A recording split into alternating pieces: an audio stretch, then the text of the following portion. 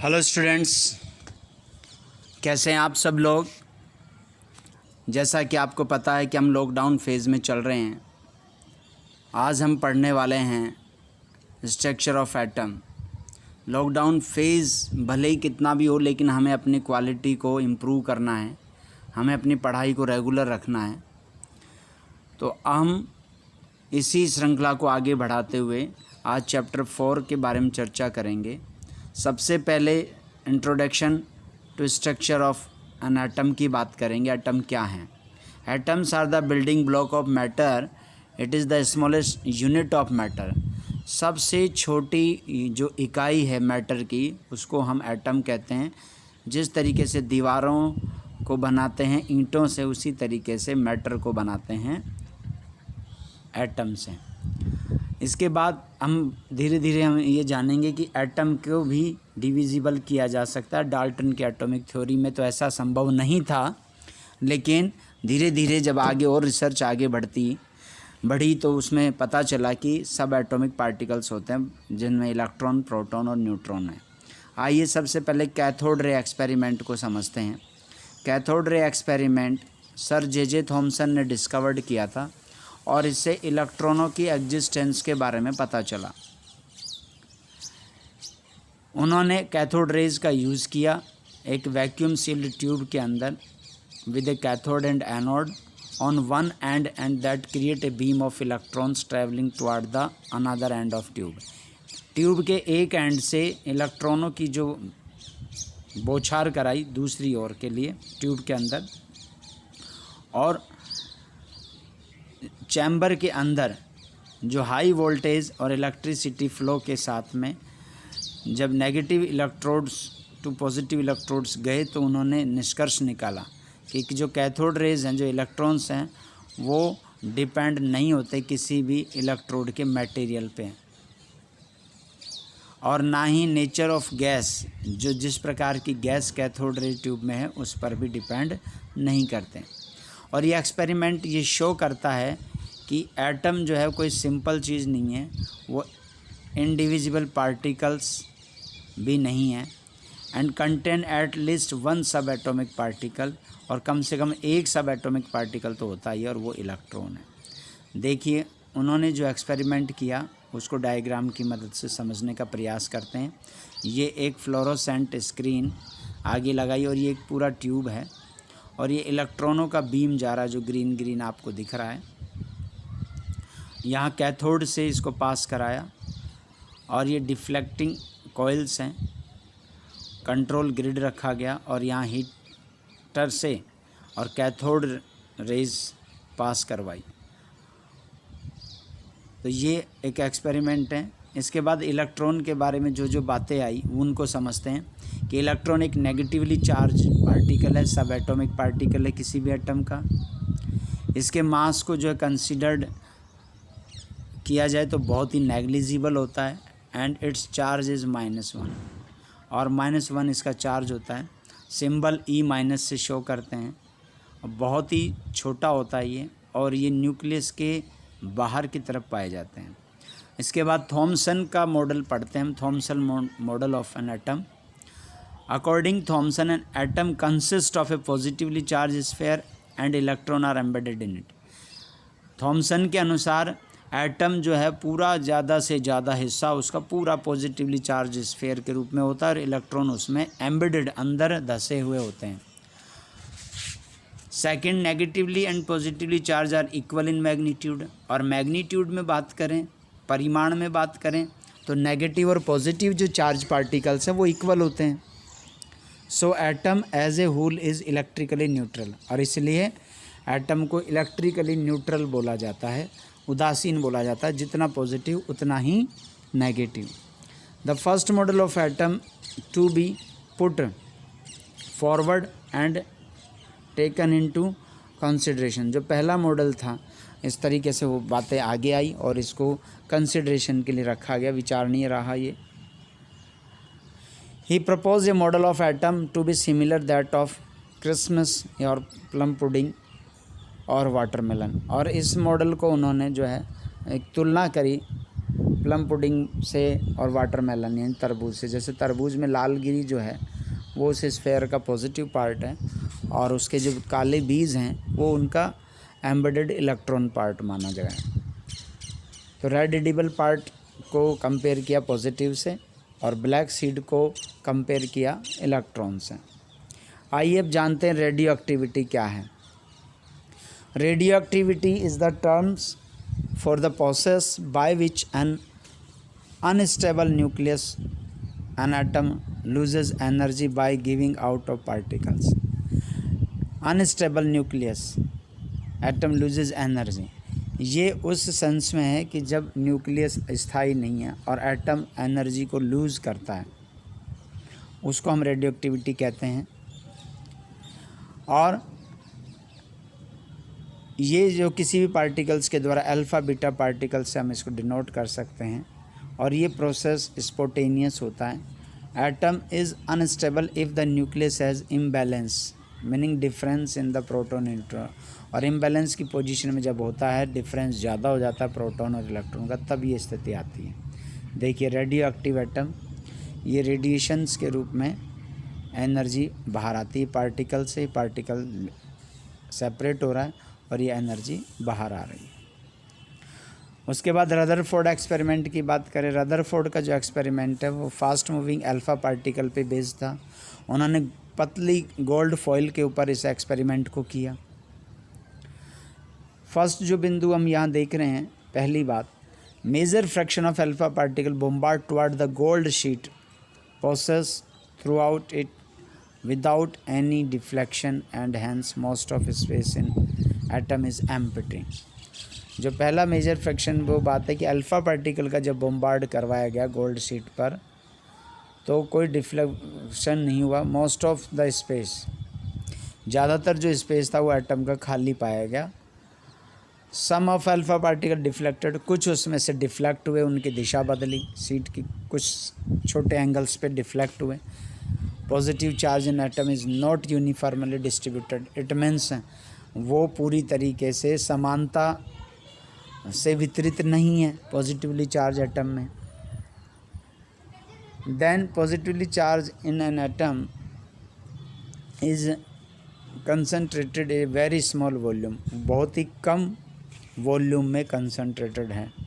Very few of alpha particle were deflected back, that is only a few alpha particle had nearly 180 degree angle of deflection, और बहुत कम में से बहुत कम particle ऐसे थे जो कि 180 डिग्री पर वापस डिफ्लेक्ट हुए।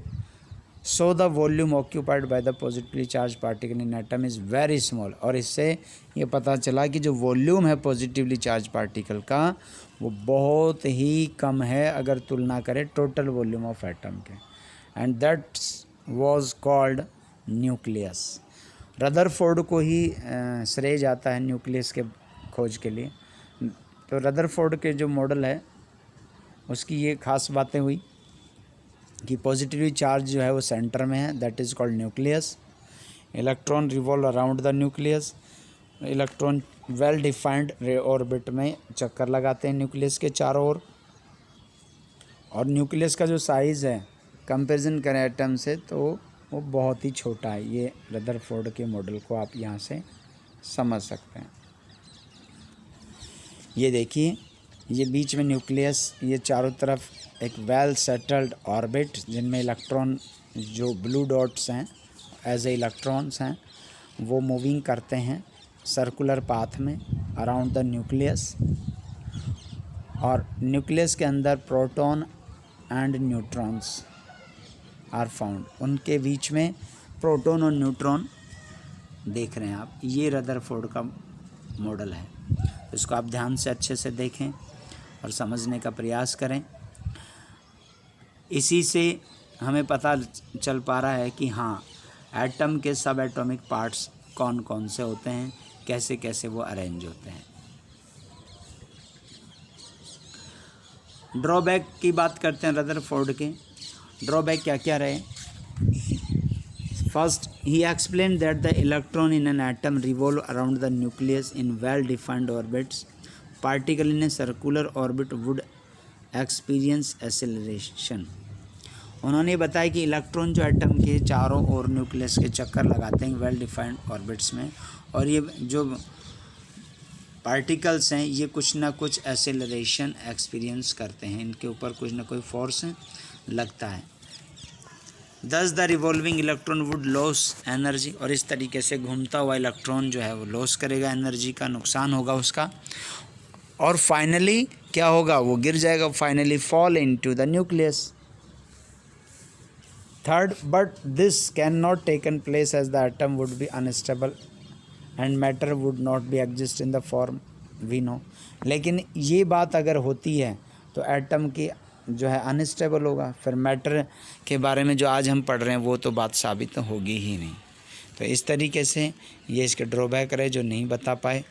अब हम आगे की जो बातें हैं नील्स बोर के उसको पढ़ेंगे। उससे पहले यहाँ पे एक ये देखिए लिस्ट है, इसमें आप इलेक्ट्रॉन, प्रोटॉन और न्यूट्रॉन के बारे में चार्ज, मास, सिंबल और एटम में उनकी लोकेशन, इसको बहुत अच्छे से आप समझ सकते हैं। देखिए अब जो हम पहले से चर्चा भी कर चुके हैं कि इलेक्ट्रॉन का मास कितना है, प्रोटॉन का कितना है। प्रोटॉन और न्यूट्रॉन का मास एट अबाउट इक्वल होता है 1.67 इंटू 10⁻27, और इलेक्ट्रॉन का जो मास है 9.1 इंटू 10⁻31 kg। और इनकी चार्ज की बात कर चुके हैं, neutron is neutral but electron is negative and proton is positive. अब बोर्स मॉडल को हम पढ़ेंगे। बोर्स का मॉडल जो है वो काफ़ी हमारे लिए फ़ायदेमंद है, और ये बोर्स के मॉडल को समझने के लिए हमें इस डायग्राम को समझना होगा। बोर्स ने भी यही बताया कि पॉजिटिवली चार्ज जो है वो न्यूक्लियस होता है, इलेक्ट्रॉन उसके चारों ओर एक निश्चित सर्कुलर पाथ में मोशन करते हैं जिन्हें हम शेल कहते हैं, और उनको नाम दिया गया KLMN, जिनको n = 1 2 3 4 कहते हैं। यही बातें बोर्स के मॉडल में आएंगी कि इलेक्ट्रॉन चारों ओर चक्कर लगाते हैं without emission of radiant energy, बिना कोई रेडिएंट एनर्जी को गिव अप किए, लॉस किए। An orbit of energy level is designated as KLMN, और उनको KLMN से शो करते हैं। लोवेस्ट एनर्जी लेवल जो है वो ग्राउंड स्टेट है। When it jump from high energy level from lower energy level it lose the energy, and when it jump from lower to high it gain the energy। तो जब ये नीचे से ऊपर जाएगा, ग्राउंड स्टेट से other states में जाएगा, तो ये एनर्जी को लेता है, जबकि ये ऊपर से नीचे ग्राउंड स्टेट की तरफ नीचे के ऑर्बिट्स में आते हैं तो ये एनर्जी को लूज़ करता है। इसकी चर्चा हम कर चुके हैं। Orbits are the energy shells surrounding the nucleus in which electron revolves. Orbits वो एनर्जी सेल है जो न्यूक्लियस के चारों ओर मिलती हैं और उनमें इलेक्ट्रॉन रिवॉल्व करते हैं। इलेक्ट्रॉन्स की संख्या को हम हर ऑर्बिट में पता करने के लिए एक फार्मूला दिया बोर ने, और वो है 2n², जहाँ n ऑर्बिट्स का नंबर है, n की वैल्यू 1 है, तो हम 1 का स्क्वायर इंटू 2 तो 2 होगा। तो इस तरीके से 2, 8, 18 एंड 32 एंड सो ऑन, और इस तरीके से आगे चलता रहता है। अब हम जानेंगे वैलेंसी को। वैलेंसी जो है उसके बारे में हम बात करते हैं। अभी हमारे पास थोड़ा और समय है, हम आपसे और इसके बारे में पूरा डिस्कशन कर सकते हैं वैलेंसी को लेकर के।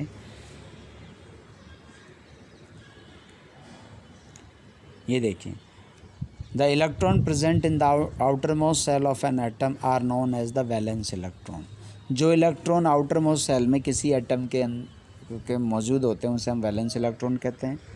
इसी बात को हम यूँ भी कह सकते हैं, the combining capacity of atom और their tendency to react and form molecules with atoms of same और different element is known as valency of atom. कि कितने एटम से सेम एटम आपस में या दूसरे एटम से मिल करके मॉलिक्यूल बनाने की क्षमता होती है, उस कंबाइनिंग कैपेसिटी को, उस जुड़ने की क्षमता को, के इलेक्ट्रॉनों की संख्या को हम वैलेंसी कहते हैं। Atom of elements having comparatively filled with outer most shell show little chemical activity. और जिन एलिमेंट्स के एटम के बाहर के आउटर मोस्ट शेल में ज़्यादा से ज़्यादा इलेक्ट्रॉन होते हैं, वो अगर वो फुल होते हैं, फिल होते हैं, पूरी तरह भरे हुए होते हैं, तो वो रिएक्शन नहीं करते हैं। तो कंबाइनिंग कैपेसिटी उनकी ज़ीरो होती है।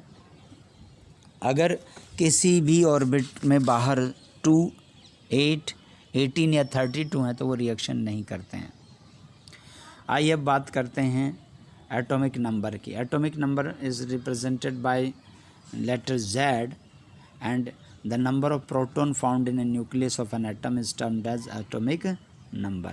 Mass number, proton and neutron are present in the nucleus, so the mass number is the total of these proton and neutron. Then we talk about isotope and isobar. Isotopes are defined as the atom of the same element having the same atomic number. जिनका atomic number same है, यानी number of proton उनमें equal हैं, लेकिन उनका mass number different है। Proton और neutron का जो टोटल है वो अलग अलग होता है, तो उसे हम आइसोटॉप्स कहते हैं। जैसे हाइड्रोजन के 3 होते हैं, 1H1, 1H2 एंड 1H3। यहाँ पर अब हम बात करेंगे आइसोबार की बात करेंगे। आइसोबार क्या होते हैं? आइसोबार इससे जस्ट उल्टा होता है कि ऐसे एटम जिनके अंदर एटॉमिक नंबर तो डिफरेंट हैं, जैसे कैल्शियम का 20 है, ऑर्गन का 18 है, but which have same mass number 40, mass number equal है, तो उनको हम आइसोबार कहते हैं। तो ये एक हमने इन चीज़ों को जाना आपके कोर्स के अकॉर्डिंग, और ये आपको ध्यान रखना है। इसी तरह कार्बन का 12C एंड 13C होता है, तो लेकिन 98% कार्बन 12U का होता है और 2% है वो 13U का होता है। तो इसलिए हमें इन चीज़ों को अच्छे से समझना है। इन केस फिर भी आपको कोई चीज़ नहीं आती है तो आप मुझे बात करें, कॉल करें, SMS करें, आपकी समस्याओं का समाधान किया जाएगा। और ये बोर्स मॉडल आपका अच्छे से क्लियर हो गया होगा। हम मिलते हैं, हम चैप्टर 5 के साथ मिलेंगे नेक्स्ट वीडियो में। ओके, जय हिंद, जय भारत।